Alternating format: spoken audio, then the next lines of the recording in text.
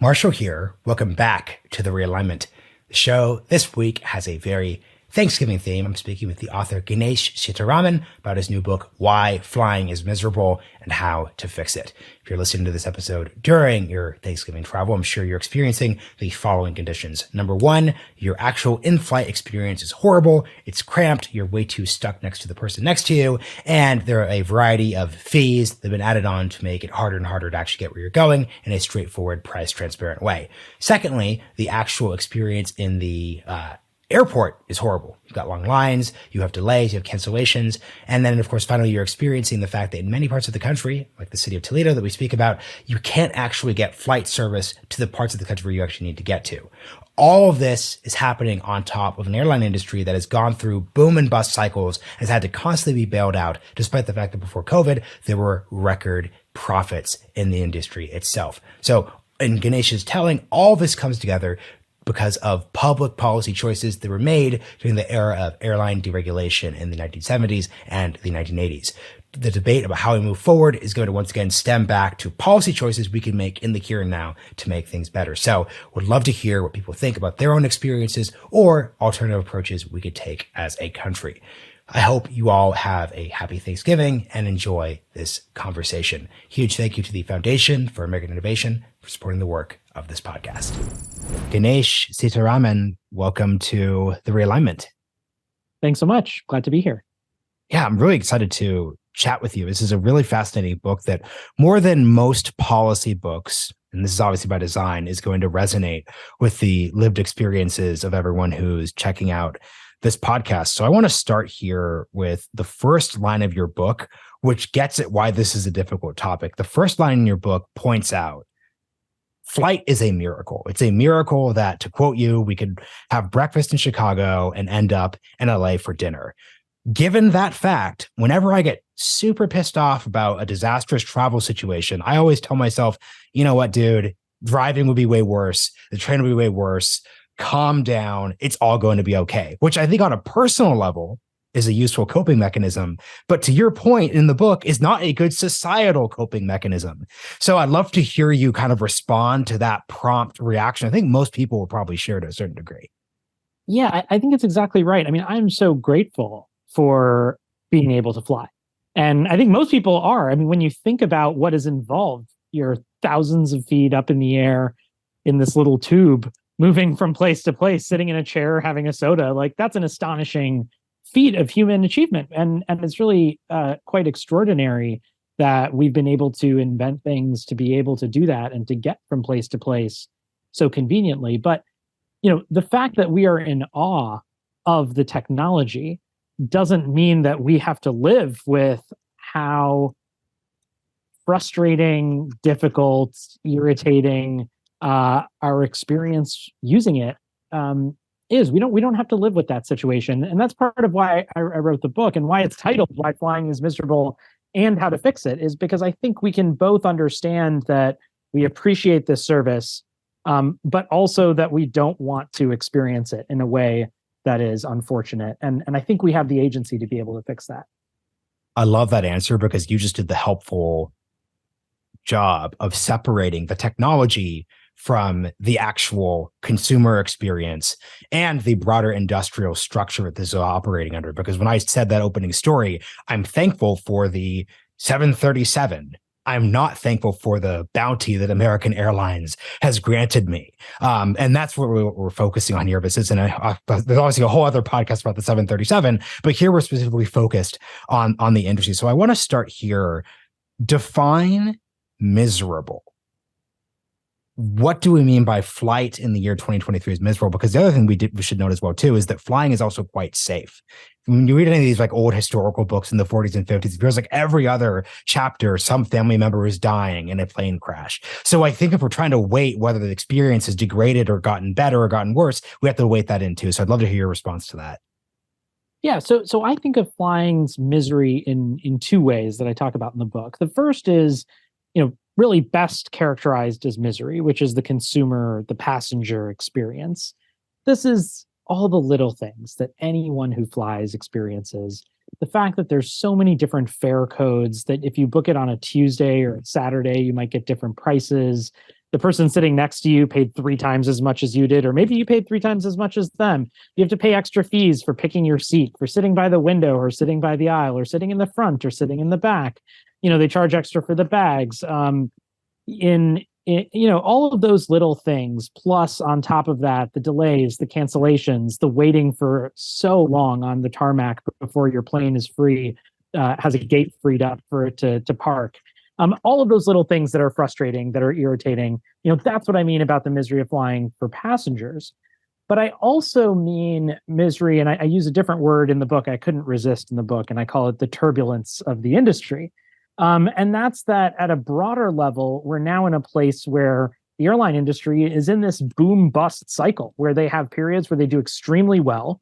Then there's a big crisis or demand shock, like 9/11 or COVID. And then the industry needs bailouts or public support programs from taxpayers to stay alive. And in the midst of all of that, we've seen a ton of bankruptcies, we've seen mergers, massive consolidation in the industry into a very small number of players, especially less competition at the top than we had even in the regulated period. And that all of this is actually a bad situation, I think, from an industrial perspective, too. I actually don't want the industry to be constantly at risk of maybe needing to go bankrupt or have a taxpayer bailout. I actually think this is a really essential service for a lot of communities in the country, and we should have a reliable airline system that's a core transportation infrastructure. And so to me, the misery is both parts. It's that as passengers, the experience we have when we fly is leaves much to be desired, let's say. And as a country, I think the industry is not really delivering what ideally I think we should want it to deliver for our economic and social success. Yeah, and we just focused on the citizenship level and the consumer level, but the other key thing you focus on in your book, and this is the part which feels truly unsustainable, is the critical infrastructure aspect. Under the airline status quo, you're seeing whole swaths of the country, the parts of the country that in many ways we had a whole post-2016 discourse around not leaving behind, are literally being left behind by the airline industry. Can you talk about that side of things? Yeah, well, Marshall, you've read the book, so you know the answer to this. But for everyone listening or watching this, how many of the big four airlines serve Toledo, Ohio? That's the question I like to ask, and make it even multiple choice. I'll take one off the table. It's either 2, 3, or 4. No, none. It's zero. Zero of the airlines, the big four, serve Toledo, Ohio. And when you think about that, cities like Toledo losing all big service from big carriers, Dubuque, Iowa losing all service from big carriers. There are some cities that have lost service altogether. And this is a real problem, I think, because if you believe, as I do, that there are tons of talented, extraordinary people all across this country in small towns and mid-sized cities and rural places in the West, in the Midwest, in the South, not just on the coasts. Part of what makes for a vibrant economy in an area is having infrastructure, and airports are important infrastructure. I don't think there's a person in the town who would say, I have my great idea. I'm going to start my Fortune 500 company here in a place that doesn't have an airport or doesn't have any air service or only has service, once a day to one city. And it's hard to do that because you need to have that kind of commerce and connection to commerce that travel provides. And I think, that's why we don't see that as much. And so to me, part of the reason we need this kind of geographic dispersal of access to this resource is partly about economic growth and opportunity all across the country. And I think that's a value that at least I have, and I think a lot of other people in the country share. And I think you get, in the way you're writing this book in this moment where, to certain degrees, interesting people on both sides of the aisle are kind of reworking this like post-1980s like neoliberal economic model. And it seems the clear takeaway here, because that gets a little foofy, to make it very literal, we have an efficient outcome when it comes to whether or not Toledo's served by the maximum number of airlines, but we don't quite have, I would say, a fair or a resilient level of support there, which is a key way of like understanding the way we should need to reassess these issues. Yeah, I think that's right. I talked about the economic growth and commercial aspects a minute ago, but if you think about resilience too, the concentration of airports into ever bigger hubs and then these spokes, that model is actually one that is not very resilient. And the reason why, as is true in all kind of networks of this type, is if your big node goes down for some reason. So let's say there's weather in Dallas, high winds, that could actually shut down not just flights in Dallas, but because Dallas is such an important hub, flights all across the country can be delayed or canceled on a huge scale. Whereas if you had a more dispersed network, depending on how it's designed, you might actually have more reliability. And so to me, these are values and questions that we might really care about. And you could even think of some of this in terms of efficiency. It's just not what's most efficient for the big four airlines. It's actually what's most efficient in a dynamic sense for the economy, because certainly when, a third of the flights or something like that are canceled from one airport or delayed from one airport, that actually affects a lot of people. It affects all their businesses if people are traveling for business. It affects communities all over the place. There's big economic costs to those things too. We need to think about that as well. And I think that's not really been in our purview. And so you could frame it as efficiency, but I think we should want to frame it more broadly than that and think about what does it mean to have reliable services. And I would love for you to basically tear down everything I'm about to say, because just reading your book, this is my kind of conventional wisdom, popular understanding of the state of the modern airplane industry, which is, I'm sure, depending on how on Twitter you are, you've seen like that photo of a well-upholstered, there's a nice, juicy ham being served by the flight attendants. It's in the 1950s. You have a bunch of Don Draper-looking guys. And everyone basically says, look, like, this is how flying used to be. It's so terrible, but it doesn't look like this anymore. You have your cramped leg space. You don't have any place to store your bags, et cetera, et cetera, et cetera. And I think the thing that smarter people tend to say in response to that is, well, it's true that flying used to be like that, but the reason why we gave that up is we deregulated. And though we don't have as much leg space, everything is cheaper now. We have all this mass consumer access, et cetera, et cetera, et cetera. That's basically where we come down to. Where, from your study of this history and your evaluation of this as a public policy challenge, would you say this conventional story I just told either gets something wrong or misinterprets an outcome? Yeah, I think it gets a lot wrong in thinking about what deregulation did. And I think to understand that, I think it's helpful to go back to a little history, because I suspect a lot of people may not know the kind of broader policy history of airlines. And to just do it real quickly, we've really, since the Wright brothers, I think of it, have gone through something like 4 phases. I mean, you could split it up however you want, but I think there's like 4 phases in how we think about our history. The first is the early years, where there was just a lot of subsidies, usually in the form of airmail by the post office, to get us from the Wright brothers to having something that was like airplanes that were really flying around. But let's put that part aside, the first couple of decades. The big first era is the 1930s to the 1970s. And in this period, airlines were in a period of regulated competition. And what Congress did was they wanted to have a stable, reliable system. And so they set a regulatory system in which there was a federal regulator called the Civil Aeronautics Board, or the CAB. And the CAB allocated routes to different airlines. That means they said to a certain airline, you can fly from place 1 to place 2. A different airline will fly from these other cities to other cities. They also set the rates for flights too. And these rates were, in the early ages, defined to be just and reasonable. They just couldn't charge too much. And they had to be fair to everyone. Later, they got more sophisticated and would actually set rates that were tied to the distance that you're flying. So you paid more if you were flying a longer distance. You paid less if you're flying a shorter distance. And the goal of this system was both to maintain a degree of competition. So there would be some competition, but not so much that the airlines would go bankrupt or need tons of subsidies to stay alive, and not so little that they would become monopolists or be too powerful in any city or overall. And then the other goal was to ensure geographic access. And so they allocated these routes so that airlines would get some routes that were high volume, your New Yorks to Bostons, and some that were going to be less so, rural Alaska, for example, where we want service, but it's highly unlikely that's going to be a high traffic route most of the time. So that was the system. And it was consciously thought of as a kind of public utility style system, that this was a utility that was the transportation infrastructure. And what happened in the 70s was folks said, this is actually kind of like a cartel that's sponsored by the government, and we should move to free market competition. That'll be better. We could have dozens of airlines flying. At one point, there's even a suggestion that there would be 200 airlines flying if we deregulated the system. And all we need to do is let them fly wherever they want, whenever they want, and to charge whatever they want, and it'll all be great.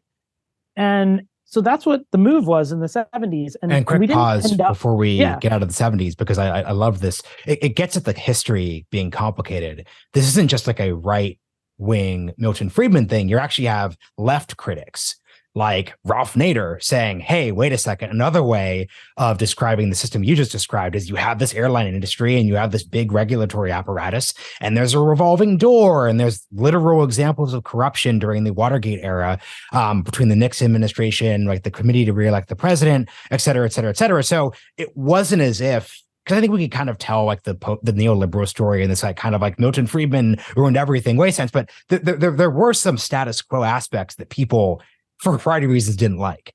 That's right. But the other, I think that's right. The other interesting thing about the strange bedfellows of the 70s, which is, Nader, but it's also Ted Kennedy and Stephen Breyer, who are really leading the charge on the left. And it's the future Supreme Court justice, Jimmy Carter, who signs the bill, ultimately deregulating the airlines.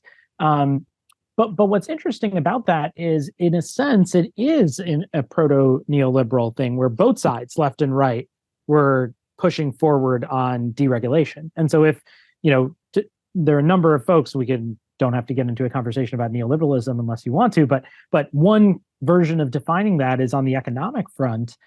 Main components were deregulation, privatization, globalization or trade liberalization, and fiscal austerity. And in that context, deregulation was shared. It was a thing that happened on both sides over the next few decades. And airline deregulation is maybe one of the earliest, most prominent examples of this kind of bipartisan consensus to move in the more market-friendly direction. And one last thing before you go on, and this is what's so interesting. It's both the earliest, but I think it's probably the one that people think as the least politicized.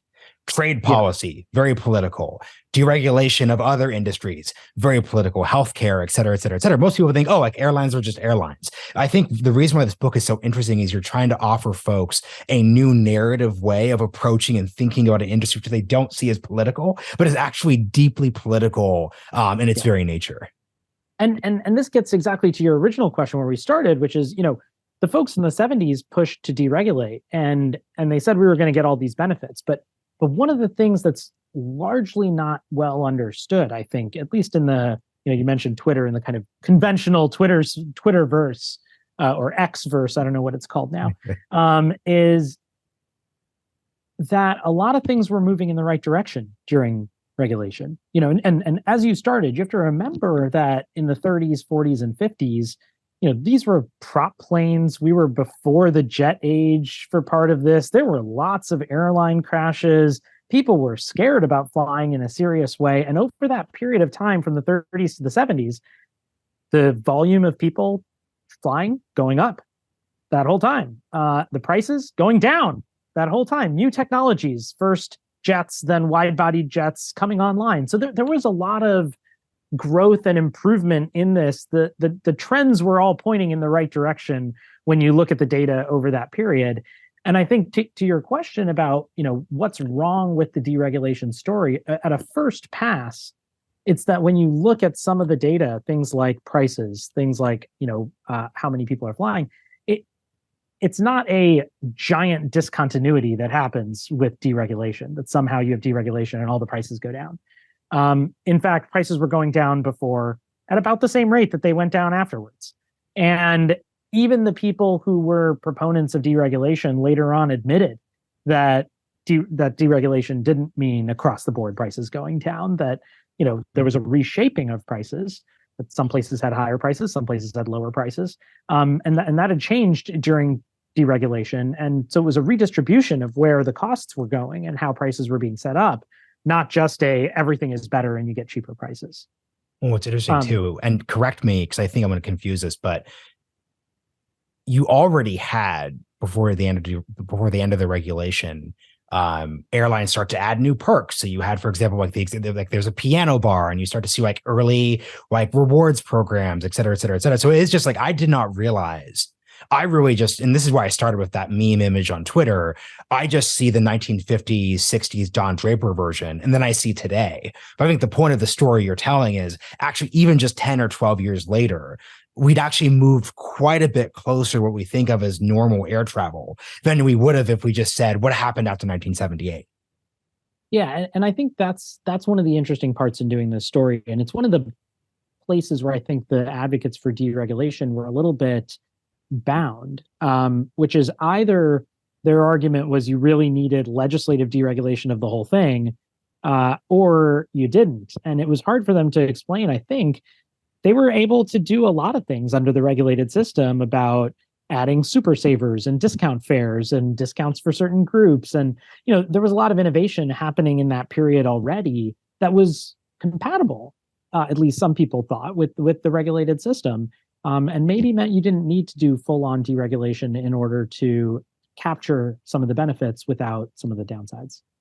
And this is the way I was thinking about the book when I'm looking at my notes. There are a couple big debates that you obviously you're taking specific sides of these debates, but a real big debate here is, are airlines best conceived of as utilities like water, or are they something that with the proper governmental approach could be run in a free market manner?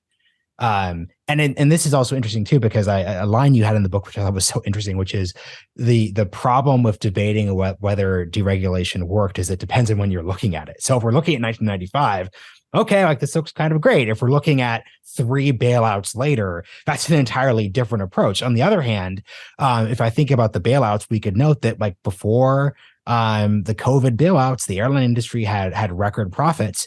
And you start to say to yourself, like, well, if they hadn't done their stock buybacks, they would have had the money to weather a rainy day. So this isn't quite like purely a free market problem. It's a problem of bad management. And it's a problem of maybe we let an airline fail so that executives moving forward will know they don't just get the handout generically there. So I'd love for you just to kind of like articulate the different sides and where you stand on to what degree is this a utility and to what degree is this a free market thing? Yeah, but before I go broad there, I just want to say one thing about that last part about letting the airline fail after COVID, or letting all of them fail. And the reason why that doesn't happen is sort of similar to the too big to fail banks question, which is it's a revealing moment when that happens, because it actually says this is an industry that is so essential and so important to commerce and the economy that we won't let them fail. That's not the same as a restaurant. Regular restaurant, one-off, put aside COVID, but an ordinary thing, if you're serving crummy food that nobody likes, no one's coming in to rescue you. Like, that's your fault. We let that restaurant go under. No one thinks that's an essential business for society, for the country, something like that. That's not how we feel about airlines. If all the airlines went bankrupt and we didn't have air service because they all got liquidated, that would be a serious problem. And they could be restructured instead of liquidated. There's lots of technical things, but it's a moment to say there's something different going on here. And this is how people thought of airlines for a long time, was as a utility. They're an essential service for the country. We need them for commerce. We want them for commerce. We need them for communication. There are all of these benefits that we get out of airlines. And importantly, their economics are different than the restaurant or a manufacturer of coffee mugs or office desk chairs. And the reason why their economics are different is because these are businesses that have high capital costs. It's hard to get into the airline business in terms of how much it costs. These are industries in which there are network effects and economies of scale. It's better to fly an airline that flies to more places. You can get more places. That's a beneficial thing. And that means more people want to fly on those airlines. And this is also an industry that has some barriers to entry that are really hard to get around. There's only a certain number of airports. You could even imagine expanding the number, but they're still going to be limited. Yeah. There's only a certain number of runways. And also you can't have planes landing anytime they want because they're going to crash into each other. And so you have to have coordination, which requires air traffic control, and it requires making sure. And that's all a limitation. That's all congestion on what the air traffic system looks like. And so when you put all these things together, you actually have an industry that's not like manufacturing mugs or tables or running a restaurant, where it actually doesn't really matter for society in terms of externalities if there's 8 restaurants on the same street. We might actually call that a vibrant street. But if there are multiple airlines, if there are 8 airplanes all trying to land on the same runway at the exact same time, like, this is actually a crisis. That's a real problem. And so we have to solve for that. And that means allocating scarce resources. And so this is a very different industry than other industries. And I think that's why I think of it as a utility. Now, what's really interesting to me is that the people on my side of that story included the leading people in industry in the 70s. I tell the story in the book. Well, that's what Ralph Nader says they'd say. And that's what Ralph Nader says they say. That's true. But okay, wait. Could you actually respond? Yeah. Before please make your point, but I want to come back to that. So I think it is an important thing I want to revisit. Yeah. So the story is I have this character in the book. I mean, a real person, Robert Crandall, who I think probably is a character. I've never met him, but was the legendary head of American throughout the 80s. And in the 70s, when deregulation's happening, he's an executive there, and he comes to one of the hearings and says, you're going to wreck this industry. You guys, you don't know what you're doing here. And he says that to Breyer, and who's the chief counsel to Ted Kennedy on the committee that's doing a big workup on airline deregulation. And when they deregulate the industry, Crandall's one of the fiercest competitors. He's in the 80s doing all kinds of things to keep American at the top of the pack in what's really a cutthroat period of competition. And by the 2000s, retired, he's back out talking and saying, look, this was a wrong decision. This is a utility-like service, and we need to regulate it that way for it to be a flourishing industry. And look how bad it is now. And I think there's something interesting about these figures that understood that the rules of the game is what set how their business was going to work. They happily played within it when it was a regulated system and thought that was the right way to do it. But when they deregulated it, they played within those rules. They knew how it worked, and they fought hard to stay at the top of the pack. But after they were out of the game, we're back to saying, like, actually, this is bad as a public policy matter. And so I think there's something interesting that the people who were really close to understanding industry had the view this is actually a utility-like service, not a competitive one. And I just want to go back to the Ralph Nader point for a second, because I actually don't agree with the Ralph Nader point, because it's logical. It's actually like a deeply, and Ralph Nader's kind of like a left libertarian. So like, it's a deeply libertarian point of view that basically means that we shouldn't regulate anything, because hypothetically anyone could get on board with anything. The people who are regulating liquor could obviously like get on the boards of liquor companies afterwards. And it seems to me that when we talk about that, the answer is that we need like rigorous enforcement and surveillance of the regulators in the first place. You can pass all sorts of different laws. You don't have to just conclude that the fact that there was corruption means we can't regulate in the first place. But yeah, what is your response to the Ralph Nader argument? That's my response, but I'm curious what your response is. Yeah, I mean, I think what's interesting about Nader's argument, which is really about government capture. Yeah. The regulators were captured by the industry and doing the bidding of the industry. And what's interesting about that, to go back to our neoliberal conversation, is that was one of the key arguments of George Stigler and folks in the Chicago school about regulation and the case against it. So again, it's a nice place of overlap between liberals and conservatives. But what seems very odd to me about this is, first, it's a real jump to say that everyone in government is corrupt and captured. That's one. And two, you have to compare that to the alternative systems that we might have. And it's not obvious, one is better than the other. You can't compare perfect markets, utopian markets, to real life government. If we're going to do that, we got to compare utopian markets and utopian government, or real life markets and real life government. We can't compare mismatched versions of the ideals. But the other response to Nader is, why is the response to that to just give up the game and say we should never do anything as a people or as a country together? And I think that's a very weird response, that it says we just shouldn't have a government do anything, as opposed to, as you said, well, let's make rules against revolving door going in and out of the industry, or let's make rules about, where your campaign contributions are from. Like, there's any number of ways we could think about these problems that don't require us to take the all or nothing approach. In general, I guess I tend to have the feeling that if you're talking in all or nothing terms, you might not be doing something exactly right. because, and this is a public policy episode, we find that it's not really Manichaean. It's more that there are trade-offs. We're having to decide, like, what of these sets of things, what are we going to preference? Once again, that's a political, especially in this case, that's a deeply political decision. We have to conceive of it as such. So before we get into the last section on your actual proposed fixes, I'd love for you to explain what happened during COVID and the aftermath, and how that should shape how we think of the next steps and how it comes to fixing the various issues we've described. Yeah, well, so as a way into that, let me go back once more. Your platform. Do what you need to do. Let me do a quick version of the rest of the history, which will go quite quickly. So, after deregulation in '78, what we didn't get was the kind of utopian dream world of 200 airlines flying around efficiently. What we actually got was much more like a Hunger Games for the airlines, where you had all these new entrants coming in the 80s, undercutting the big guys on prices, not flying to places like Alaska, just taking the high volume routes. And they didn't have unions in a bunch of cases. They didn't offer any, meals or anything. There were no frills services.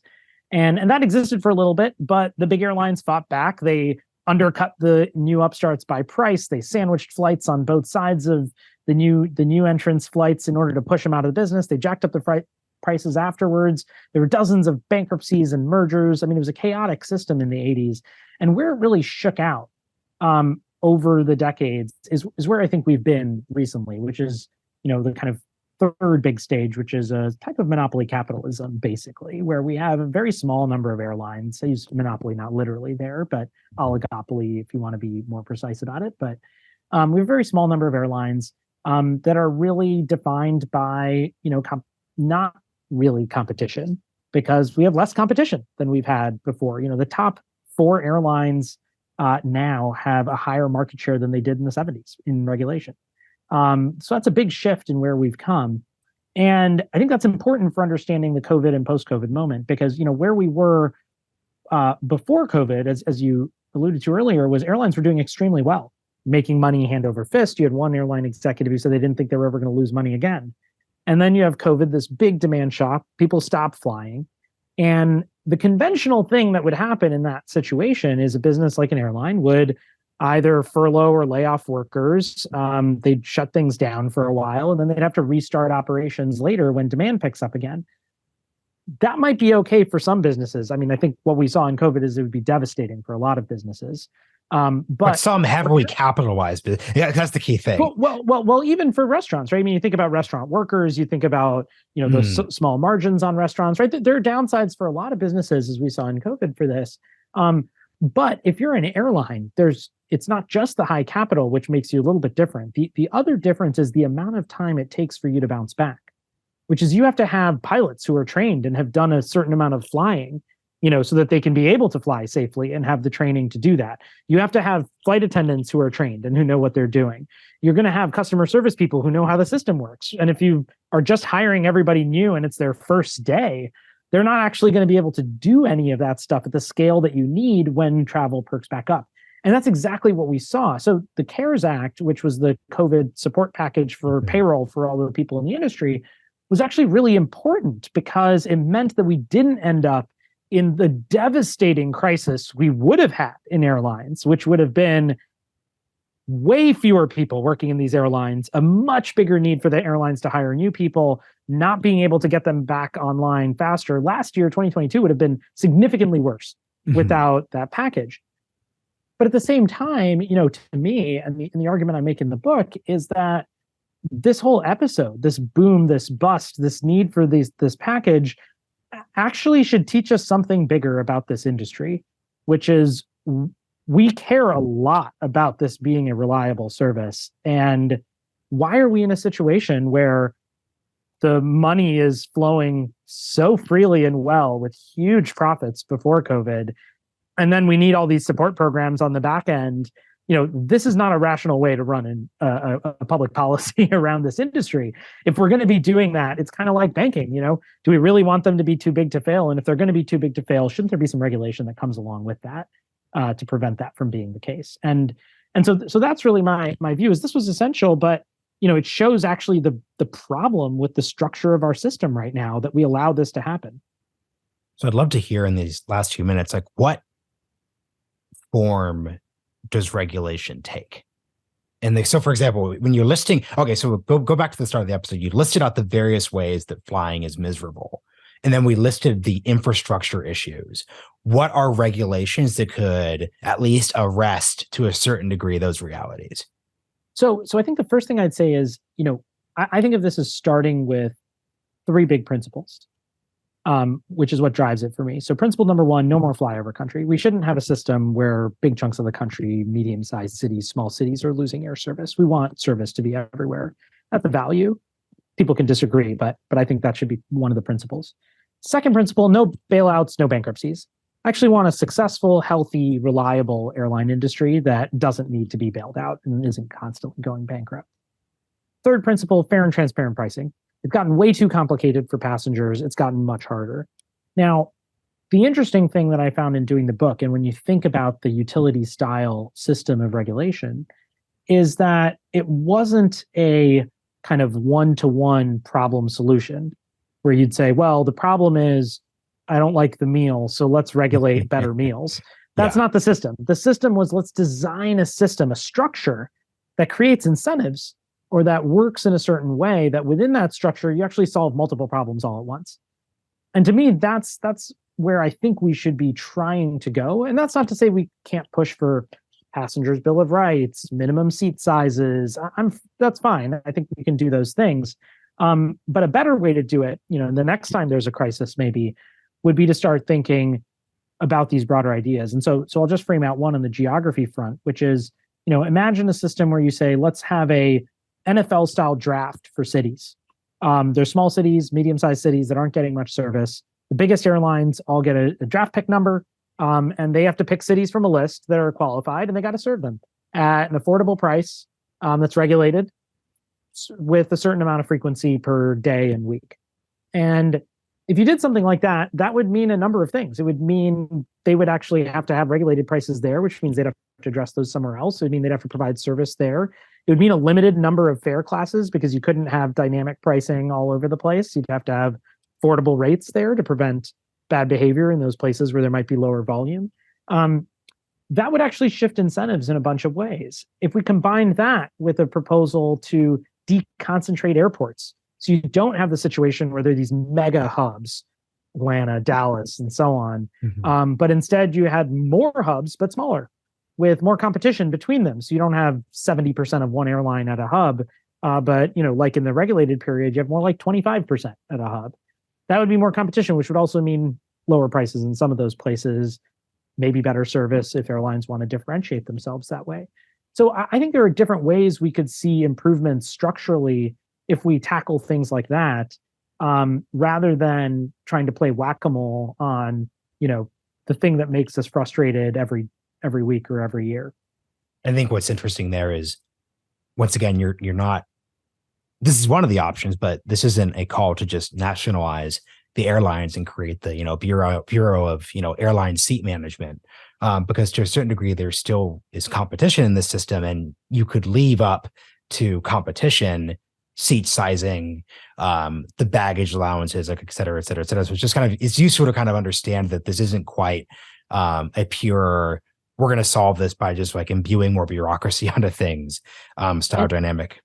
And you also don't have to say it's all or nothing there too. So we think about seat sizing, which is actually pretty critical to safety, right? If there's a crisis, can everyone get out? And if you're stuck in your seat because there's only 12 inches in front of you, if they keep shrinking, we may be in that world one day.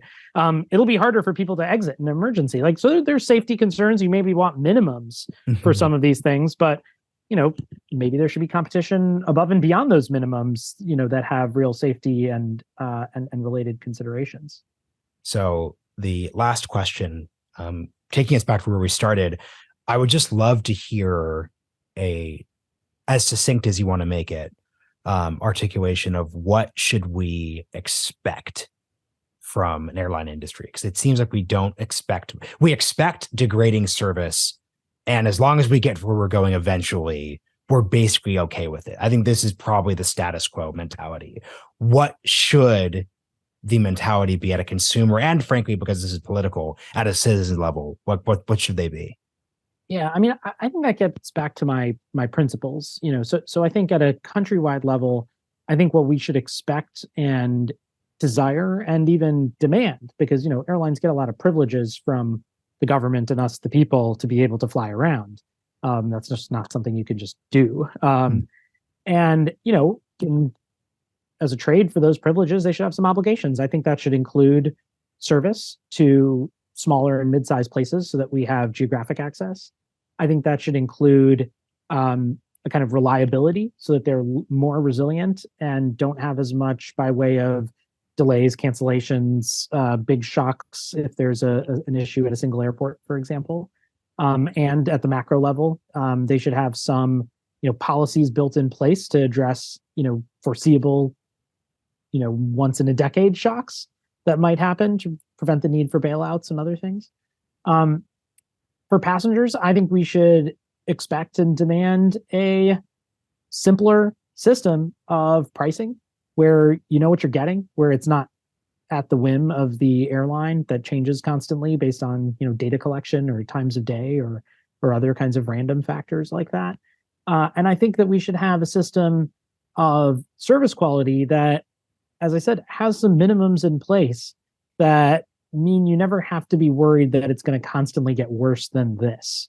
And where this is a question for debate, and people can obviously disagree about that. But I think we can all agree that a system that creates conflicts. You see things like small seats leading to people putting their seat back, and disagreements on planes, yelling, violence in some cases. That's not a good system, and we should have some things that at a minimum address the really worst case outcomes that we get in the passenger experience. Last actual question: how long should we expect the fallout from COVID to last? Because that's part of the staffing chain. That's part of the staffing shortage, et cetera, et cetera, et cetera. Like, are we going to be back to baseline, like, let's say in 2025, 2026? I don't know the answer to that. I mean, because predictions are hard, especially about the future, as they say. Yeah. But second is it's possible that where we will end up is not in a place that's a bounce back, and that's not the right way to think about it. But the right way to think about it is in an age of, as I said, more monopoly-like capitalism, where there's actually not that much competition.